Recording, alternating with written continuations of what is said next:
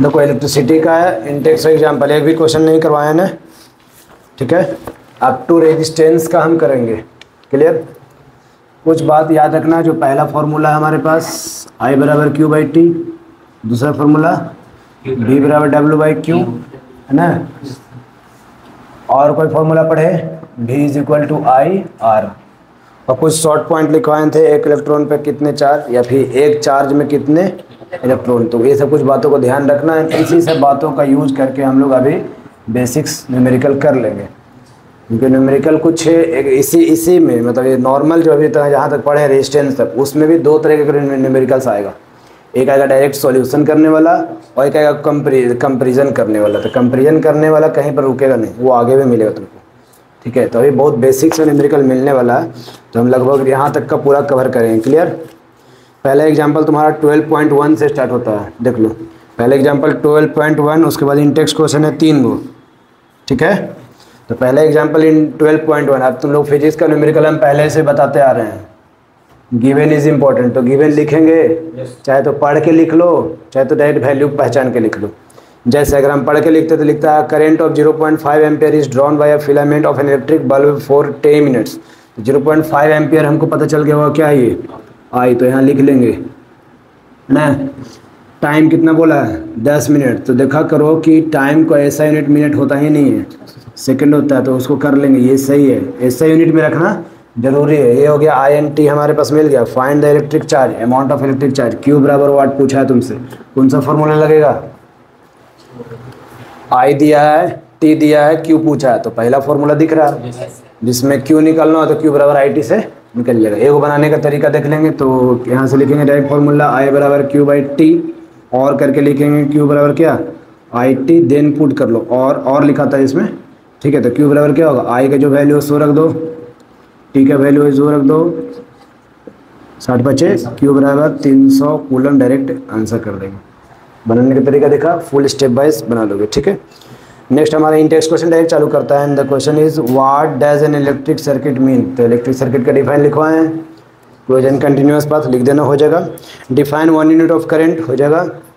1 unit of current 1 ampere को define करवाए थे। Calculate the number of electron consisting 1 coulomb of charge, consisting 1 coulomb of charge, number of electron चाहिए। ई बराबर वाट, कितने में, एक कूलम चार्ज में। तो 1 कूलम चार्ज में कितने इलेक्ट्रॉन होते हैं 6.25 into 10 to the power 18 electron. 1 coulomb charge में, 1 कूलम चार्ज में इतने इलेक्ट्रॉन होते हैं। डायरेक्ट लिखवाएं तुम लोग को, ठीक है, ठीक है। तो डायरेक्ट लिख लेना, क्लियर। नेक्स्ट हमारा एग्जांपल स्टार्ट करता है 12.2 से। क्वेश्चन को रीड आउट कर रहे हैं 12.2 के लिए, काजी 6 इंटू 10 टू 18। हाँ डायरेक्ट, वो तो कोई दिक्कत नहीं, 6.25 या 6 यूज करो, सही है दोनों।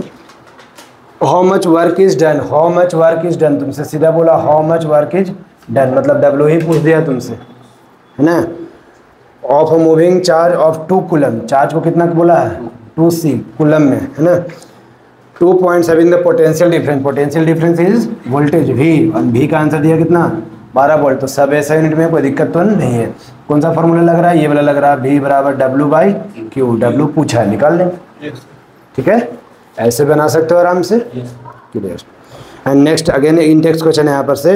Name a device that helps to maintain the potential difference across a conductor. किसी कंडक्टर में पोटेंशियल डिफरेंस कौन देता है, इसके अक्रॉस पोटेंशियल डिफरेंस कौन मेंटेन कर रहा है, तो बैटरी के वजह से। ये जो बैटरी है ना करंट दे रही है ना, वोल्टेज दे रहा है, अगर 5 वोल्ट का तो 5 वोल्ट मेंटेन रखेगा, तो आंसर क्या होगा ओनली बैटरी।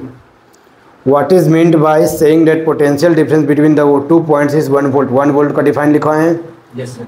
1 वोल्ट का डिफाइन यहाँ पर लिखना है, 1 joule of work done used to carry 1 coulomb of charge, है ना। जूल पर सेकेंड, जूल पर कूलम वाला था। V बराबर क्या होता है W बाई क्यू, यही वाला जूल पर कूलम वाला। 1 कूलम चार्ज को, मतलब 1 कूलम चार्ज को कैरी करने के लिए 1 जूल का वर्क डन करना। 1 वोल्ट का डिफाइन लिखवाए थे।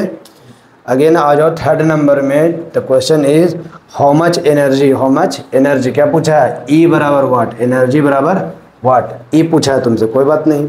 To each coulomb of charge, charge को कितना बोला है ईच कूलम, ईच कूलम मतलब 1 coulomb of charge through a 6 volt battery. भी कितना दिया है 6 वोल्ट, बैटरी कितने का था 6 वोल्ट का, तो मतलब वोल्टेज कितना 6 वोल्ट। ई पूछा है तो ई तो डायरेक्ट नहीं जानते हैं, बट तुम लोग पढ़े हो ई बराबर डब्ल्यू 9 क्लास में। जितना काम करेंगे उतना ही एनर्जी खत्म होगा, और जितना हमारे अंदर एनर्जी उतना ही हम लोग काम कर पाएंगे। तो ई बराबर डब्ल्यू, तो बोलने का मतलब ई नहीं पूछा, क्या पूछा था, डब्ल्यू निकल जाएगा। ठीक है, कोई दिक्कत नहीं। हम क्वेश्चन बताने की कोशिश कर रहे हैं, समझाने की कोशिश कर रहे हैं। ठीक है, तुमको ही बनाना पड़ेगा एट लास्ट। ठीक है, कैसा कैसा क्वेश्चन आता है फर्स्ट टाइम के लिए, इस वजह से हम बता दे रहे हैं इतना। आगे बढ़ जाओ, जहाँ पर भी 12.3 एग्जाम्पल पे आ जाओगे। 12.3 एग्जाम्पल पे अभी के लिए क्वेश्चन इजी मिलेगा, जो दूसरा लेवल आएगा हम वहाँ पे बोल लेंगे, है ना। 12.3 पे आएंगे। 12.3 के पहले नहीं ना है। 12.3 में how much current will an electrical bulb, how much current का मतलब आई बराबर वाट। ठीक है, लगा लिया करो ऐसे ही। ड्रॉन फ्रॉम 220 वोल्ट सोर्स, तो भी कितना दिया है 220 वोल्ट, ये भी सही है। If the resistance of the bulb of the filament, मतलब उस बल्ब का जो फिलामेंट है उसका रेजिस्टेंस अच्छे से निकाल के दे रखा है आर, रेजिस्टेंस को लिखते हैं आर से, कितना ओम 1200 ओम दे रखा है ऐसा। ठीक है, क्योंकि बल्ब का काम क्या होता है, बल्ब का काम होता है ग्लो करने का। बल्ब का काम क्या होता है, ग्लो करने का। ग्लो करने में वो हीट होगा ज़्यादा। ठीक है, तो जितना ये क्या हायर रेजिस्टेंस है, ठीक है, तो ज़्यादा ग्लो करेगा तो ज़्यादा इलेक्ट्रिसिटी खाएगा, तो रेजिस्टेंस हम लोग ज़्यादा रखेंगे ना, तो इलेक्ट्रिसिटी थोड़ा सा वो कम खाएगा, और जितना ग्लो करने से एनर्जी हमको मिलना चाहिए उतना वो देते रहेगा। ठीक है, तो देखेंगे अभी आगे के क्वेश्चन में। अगेन तुमसे यहाँ तक पूछा है ना, आई पूछ दे तो आई निकल जाएगा, कौन सा फॉर्मूला से, V = IR से निकल जाएगा ना। और लिखेंगे आई निकलना तो I = लिखेंगे कितना V/R, तो I का जो वैल्यू आ रहा है इसका वो आ रहा है कितना, बुक से देख रहे हैं हम 0.18 एम्पियर। 0.18 एम्पियर सॉल्व तो करने आ रहा है ना ये वाला। अगेन इसी के बाद बी नंबर क्वेश्चन है हाउ मच करेंट, अगेन तुम्हारा केस 1 एंड केस 2 बना रहा है। अगेन लिखेंगे I बराबर वाट, है ना, और सेम वोल्टेज मतलब 220 वोल्ट, एंड रेजिस्टेंस खाली चेंज कर दिया कितना 100 ओम को। अब डिवाइस क्या था, पहले था बल्ब और अब है हीटर, तो हीटर का रेजिस्टेंस थोड़ा सा कम रखा गया है ताकि वो ज़्यादा से ज़्यादा करंट ले। जितना ज़्यादा करंट लेगा तो आगे जाके पढ़ोगे हीटिंग इफेक्ट, तो जितना ज़्यादा करंट लेगा उतना ज़्यादा हीट होगा। हमारा मतलब क्या होता है, हीटर जलाने का मतलब क्या होता है कि ज़्यादा से ज़्यादा हीट दे। तो यहाँ से देखेंगे इसका आई निकाल के, तो इसका जो आई आया तुम्हारे बुक में आया 2.2 एम्पियर, सेम फार्मूला से V = IR से निकल जाए। ओम्स लॉ वाला फार्मूला है ये फार्मूला करंट का, ये वोल्टेज का और वो ओम्स लॉ का। तो आई बराबर कितना आ गया 2.2 एम्पियर। बस ये तुमसे इतना क्वेश्चन किया गया था। दिक्कत आ जाए 12.4 में, the potential difference between the two terminal of electric heater. क्या है, इलेक्ट्रिक हीटर है। क्वेश्चन में क्या बोला है, इलेक्ट्रिक हीटर। देखो कैसे क्वेश्चंस के साथ कंसेप्ट को मिलाता है, मतलब हम जो पढ़ाए वो थ्योरी है, थ्योरी को कैसे न्यूमेरिकल के साथ मिलाता है। इलेक्ट्रिक हीटर है, इज कनेक्टेड विद 60 वोल्ट, भी कितना लिया इसके लिए 60 वोल्ट, है ना। Drawn a current of 4 ampere, current कितना ले लिया ये 4 एम्पियर। तो क्या बच्चा इसमें निकलने के लिए, भी आई दिया हुआ था, अभी के लिए क्या निकाल सकते हो आर, तो आर निकाल सकते हैं। तो V = होता है IR, तो R = होता है V/I, तो V/I जो लगभग आ रहा है कितना ओम 15 ओम, आई आ गया 15 ओम। यहाँ पर एक लाइन पढ़ना, what current will it drawn. Again जो नेक्स्ट क्वेश्चन यहीं पर करेंगे, what current will it drawn, what current will it drawn, I को चेंज करने को बोला। मतलब थोड़ा सा और क्वेश्चन को पढ़ो, what current will it drawn, what current will the heater drawn if the potential difference is increased to V कितना कर दिया गया है 120 वोल्ट। उसी हीटर को एक वर्ड यूज किया होगा, तो potential from the source what current will drawn.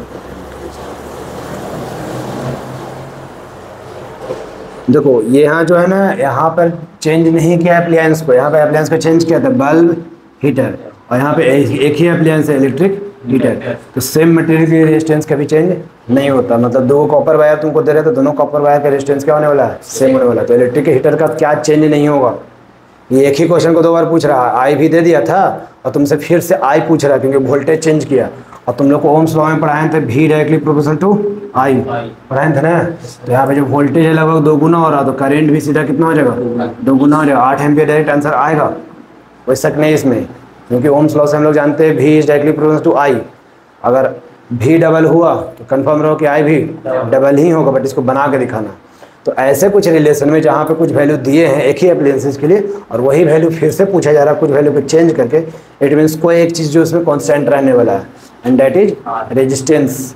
क्योंकि रेजिस्टेंस वही हीटर का हर बार क्या रहेगा, सेम रहेगा। उसको तुम 60 वोल्ट दो चाहे तो 120 वोल्ट दो, 60 वोल्ट देगा तो 4 एम्पेयर का करंट खाएगा, वोल्टेज बढ़ाओगे तो ज़्यादा करंट खाएगा, ठीक है, क्योंकि वो ज़्यादा हीट करने वाला है, वोल्टेज बढ़ाए थे। तो आर क्या रहने वाला है, हर बार सेम रहना, तो यही आर का यूज कर लो। आर बराबर कितना 15, आई इज इक्वल टू हो जाएगा V बटा आर को पुट कर दो तो आ जाएगा आंसर कितना 15×20 से।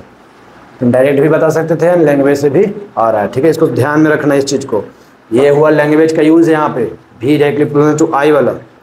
नेक्स्ट क्वेश्चन हमारे पास है 12.5 का क्वेश्चन सुनोगे। Question is resistance of a metal wire of a length 1 metre. Length कितना दिया 1 मीटर, तो लेंथ है लिखेंगे, देखना हो किस फॉर्मूला को ये कनेक्ट कर रहा है। अभी के लिए तो लेंथ पता नहीं चल रहा, अचानक से आ गया, पहले तो VIR आ रहा था, अब क्या आ गया L, तो ये किसी फॉर्मूला को कनेक्ट किया है। And 26 ohm is what, 26 ohm is resistance, है ना। एंड टेम्परेचर, तो टेम्परेचर तो कोई इन्वॉल्वमेंट नहीं पड़ा हमको कोई फॉर्मूला में। और फॉर्मूला क्या क्या पढ़े हो, और फॉर्मूला हमारे पास R is equal to rho L/A पढ़े थे, और rho is equal to RA बटा L, देख लो कॉपी में अभी भी सब, ये दोनों फार्मूला को देख लो, ये दोनों फार्मूला ये इंपॉर्टेंट है, ठीक है। 2 फार्मूला पढ़ाए थे ना R के लिए।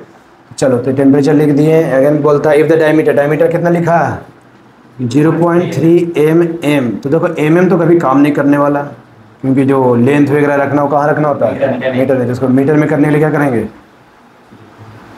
1000 से डिवाइड देना पड़ेगा तुमको मीटर लाने के लिए। डायमीटर को मीटर लाने में क्या करना पड़ेगा, 1000 से डिवाइड देना पड़ेगा, है ना।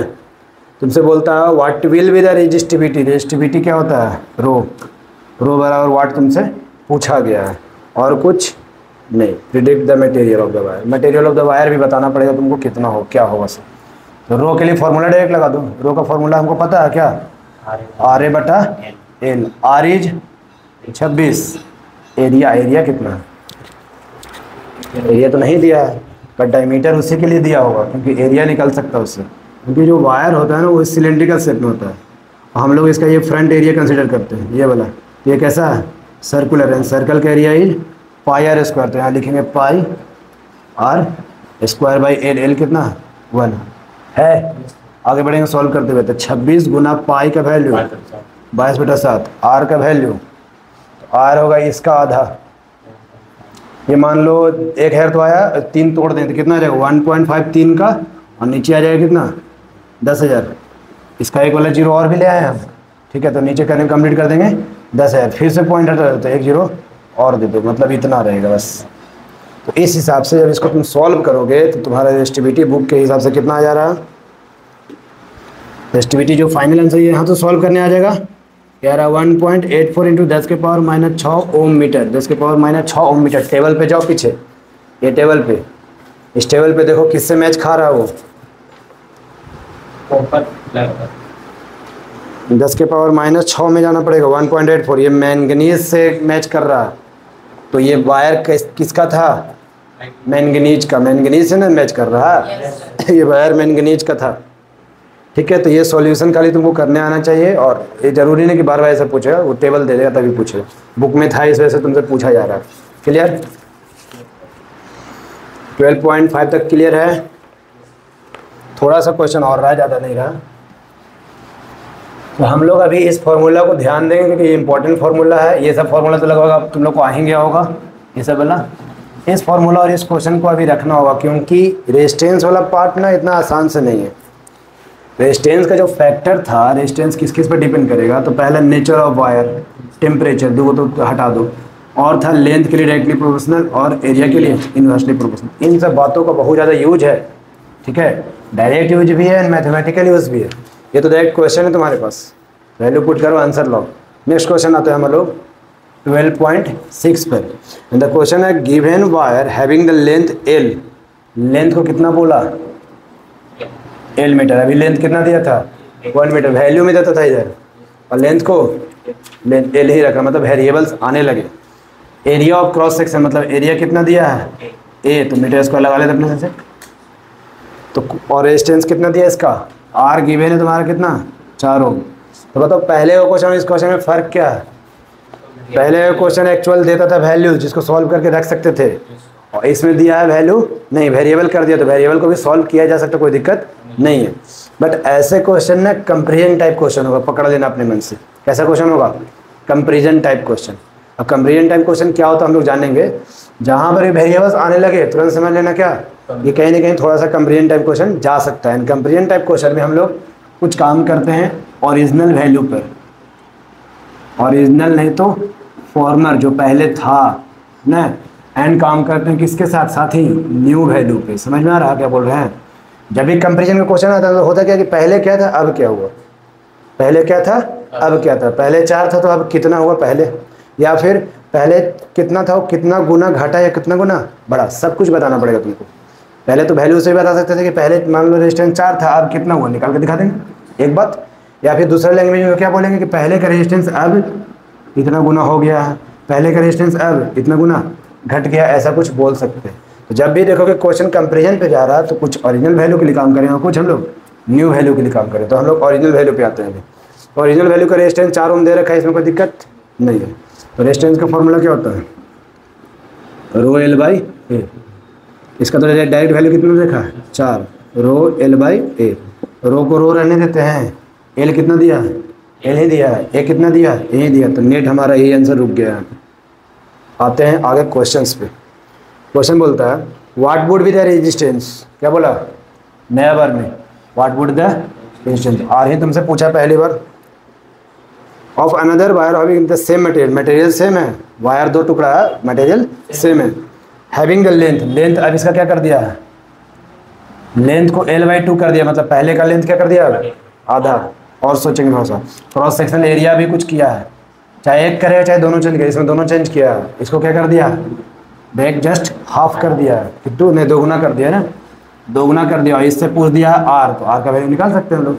आर का फॉर्मूला क्या होता है, रो एल बाई ए। रो को रो रहने दो, पिछला बार भी नहीं पुट किए थे। एल को पुट किए, कितना पुट करोगे अगर, l/2, l/2, l/2 नीचे में, और एरिया पहले से नीचे में था, एरिया कितना आया 2a, तो नेट कितना आ रहा है 1/4 बाहर निकल रहा, और रो l/a आ रहा है, रो l/a आ रहा है ना। आगे बढ़ेंगे इसी में अभी थोड़ा सा हम लोग।